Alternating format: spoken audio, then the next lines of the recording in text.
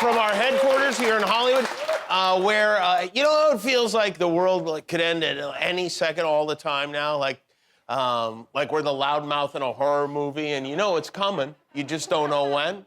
Well, if you do, this isn't going to make you feel any better. This morning in Chicago, they gave the annual update on the Doomsday Clock. This is the clock that's supposed to tell us how close we are to the end of human life on planet Earth. It's not a fun clock. It's not like the kind of clock Flavor Flav would wear jauntily around his neck. It's a death clock. They had the yearly unveiling of the death clock today, and this is where we stand apocalypse-wise. Today, the members of the Science and Security Board find the world to be no safer than it was last year at this time, and therefore have decided to set the Doomsday Clock at 100 seconds to midnight.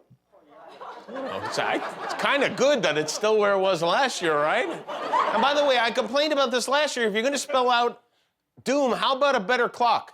This clock has no second hand. This is a clock you would buy at Z Gallery for $33. It's with a AAA battery in the back of it. But that aside, I guess we should be happy we're only 100 seconds to midnight. With all that's going on with COVID and inflation, democracy on the verge of collapse, a new season of Cheer, somehow we are no closer to the end of the world than we were a year ago. Today marks 1 year since President Biden was sworn into office, and it's also the 1 year anniversary of Donald Trump skipping his inauguration like it was Don Jr.'s birthday party or something.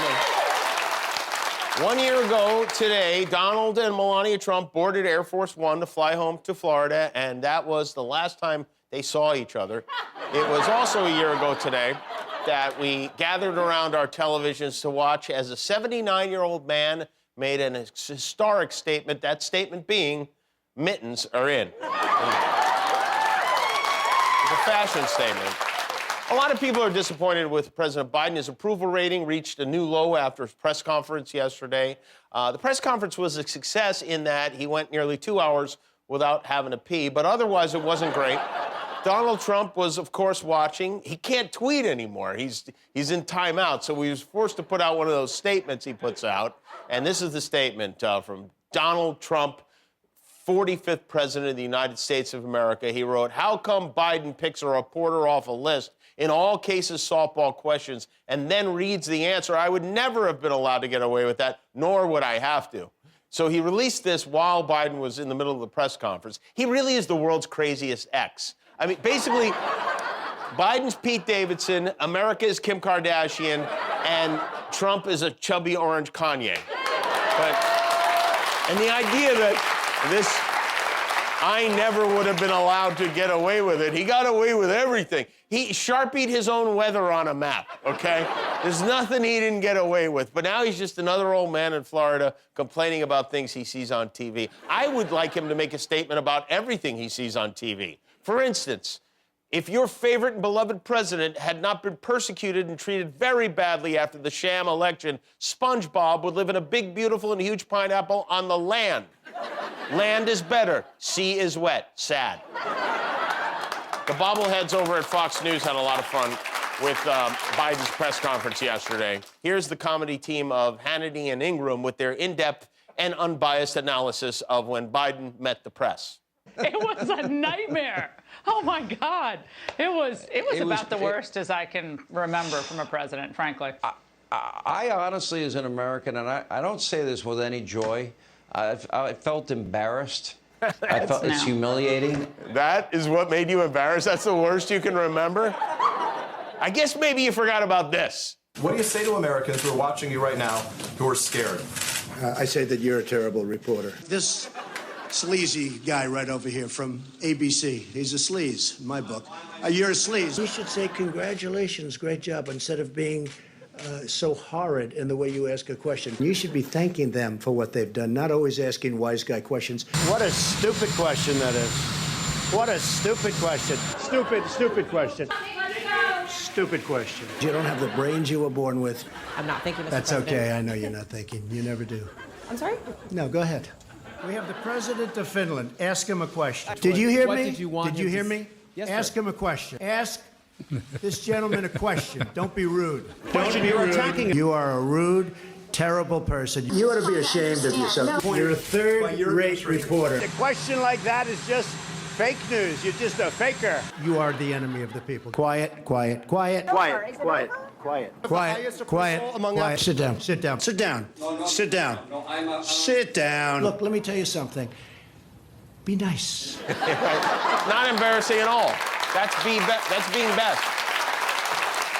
And meanwhile, the legal woes for Trump are piling up. I mentioned last night the Attorney General in New York says she has evidence that the Trump Organization engaged in a pattern of deception. And today we learned that the DA in Fulton County, Georgia, has requested a special grand jury to look into his post-election shenanigans there. On top of that, Supreme Court cleared the way for the special committee that's looking into the insurrection to review 700 pages of documents Trump wanted kept secret. And we got an update from Congress today on what Trump was doing behind closed doors in the lead up to January 6th. According to his former press secretary, Trump held secret off-the-book meetings in the White House residence, in the part of the house where he lives. Stephanie Grisham said the attendees at these secret meetings were brought in by the White House usher, a man named Timothy Harleth, and they were not entered into the official record, which could mean that Timothy Harleth would be subpoenaed by the committee, which would be a big deal for a guy whose only job at the White House seemed to be, based on what comes up on Google Images when you search his name, picking the White House Christmas tree. You could see he's here making sure the tree is green. Getting some input from the locals, and then he picked the winner and gave it a little American bow.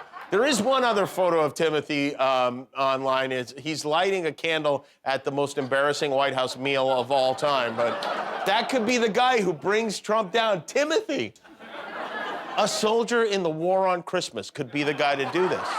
We will see. And while their last attempt to steal an election may have failed, Republicans and a couple of Democrats in the Senate, Manchin and Sinema, are doing everything they can to make sure the next one doesn't. Yesterday, they blocked a voting rights bill that, if passed, would have outlawed discrimination against minority voters and made it easier in general for all of us to vote. Republicans want to add restrictions to voting because they are worried about voter fraud, even though it's almost completely non-existent voter fraud. Hey, you know what? You guys believe climate change is non-existent, right? How about coming up with some restrictions for that? Let's compromise on this. So after the vote, Senator Mitch McConnell poked his little old head out of his shell to accidentally say what he really means. What's your message for voters of color who are concerned that without the John L. Lewis Voting Rights Act, they're not going to be able to vote in the midterm? Well, the concern is misplaced because if you look at the statistics, African-American voters are voting in just as high a percentage as Americans. He means regular Americans, like the pink ones, like him. Meanwhile, in Texas, there's a winter storm warning in effect in Texas with possible ice storms. And you know what that means? It's time to pack your JanSport, Senator Cruz. You're going to Cancun. I have a feeling he'll never travel to Mexico again. This is a crazy video. Speaking of the cold, this is from Huntington, West Virginia. A reporter named Tori Yorgi showed just how dangerous breaking news can be. And now we're starting to experience, unfortunately, in freeze thaw, we see this, water main breaks. I just got hit by a car, but I'm okay. I just got hit by a car, but I'm okay, Tim. That's the first for you on okay. TV, Tori. Woo! We're all good. I'm okay. Yeah, you know, that's live TV for you. It's all good. I actually got hit by a car in college, too, just like that. Wow. I am so glad I'm okay. Weirdly, it was the same guy. Hit her, same car. He's been hunting him for a while. Well done, Tori. I mean, if she doesn't get Employee of the Month, then nobody should ever. Tim didn't care at all. Tim was almost unresponsive. We're all getting hit with COVID right now, but major breakthroughs are happening every day. Researchers at Yale University have invented a wearable device you clip on your clothes, and it detects if there's COVID in the air around you. This is a researcher wearing one of the devices, that little thing, the green one, clipped to his collar. When it detects COVID, the symbol, it comes up, and it, I guess, I don't know, you run? I don't know. Bad news, dude. I tested Rogan. According to a new study, about half of Americans gained weight during the first year of the pandemic. No kidding. Did we need a study for that? We already had a way to learn we gain weight. It's called our pants. And they say the most likely group to gain weight was males who were white or Hispanic, married, over the age of 45, have a full-time job, and live in Western states. Guillermo, you know anybody who fits that? Nobody. I mean, I feel like they've specifically isolated us. We're all the 1,000-pound sisters during quarantine. It's what unites us. All right, and one more thing before we barrel ahead carelessly. It's Thursday night, and that means it's time to bleep and blur the big TV moments of the week, whether they need it or not. It is This Week in Unnecessary Censorship. He knows that presidents, their go up and down. The question is, what does he have to do to get his back up again? 95, as high as 98% of the schools in America are open. Sharks. Messes are everywhere. Whether your kid throws half their snack under the table or me taking a on the tank, come on now. A pastor in Oklahoma who once held a service to pray away COVID is now apologizing for rubbing his own in a churchgoer's eyes during his sermon. It's free to go play with your It costs money to go buy a toy. He took his liberty to diss Pete Davidson with the lyrics saying, God saved me from the crash just so I can Pete Davidson's ass. The Red Deer restaurant was shut down for a few days because it was accepting photos instead of proof of vaccination. We love you. We're so thankful that you're here in Arizona. And when I'm elected, we will your big, beautiful